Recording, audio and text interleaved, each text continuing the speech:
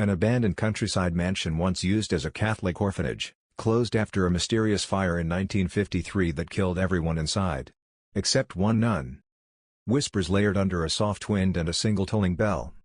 They say the old house on Wraithmoor Hill was abandoned after the fire in 1953.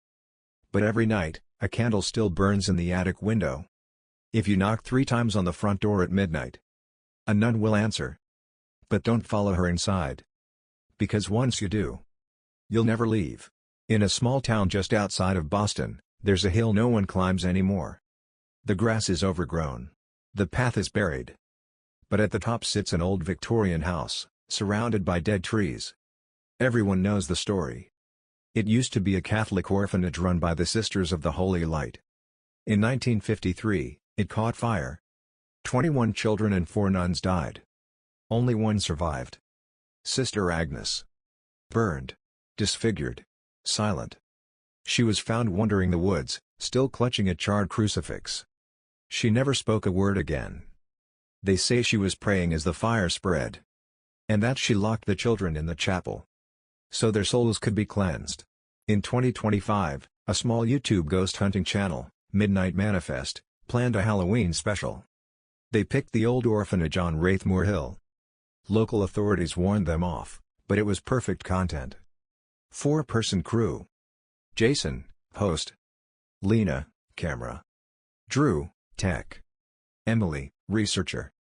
They entered the house at 11 p.m. By midnight, they'd set up infrared, EVP, and night vision. That's when the attic candle lit. By itself.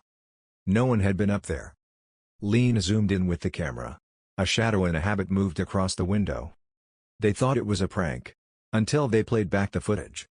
No one saw her with their eyes. Only the camera did.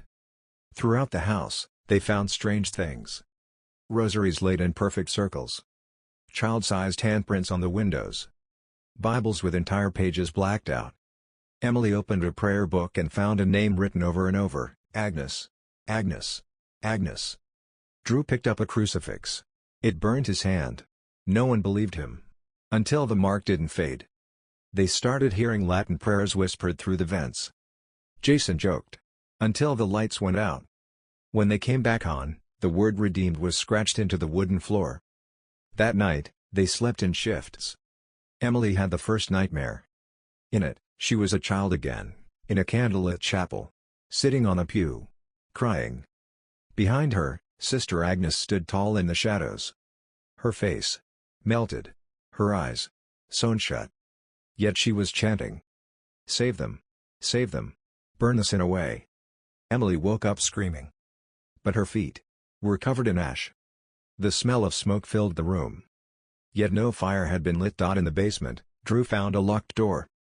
Behind it, the original chapel, untouched by time. The altar was scorched. The walls black with smoke. On the floor, 21 small crosses. On the wall, a massive crucifix. And under it, a nun's habit still smoldering. Lena fainted when she entered. She swore she saw children sitting in the pews.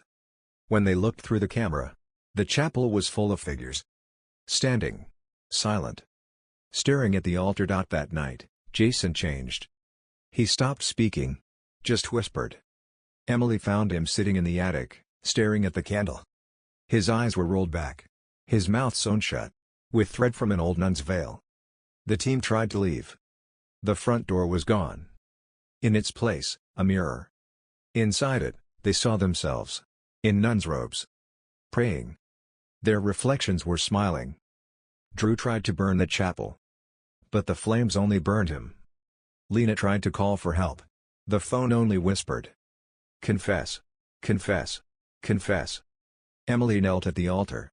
Not by choice, but as if pulled. The shadow of Sister Agnes appeared behind her. She placed the nun's veil on Emily's head. Then everything went dark. They were never found. The footage was recovered weeks later. But every frame is corrupted, except one. The attic candle, still lit. And behind it, a figure in a nun's habit.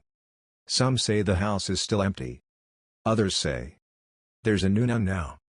And she's looking for more children to save.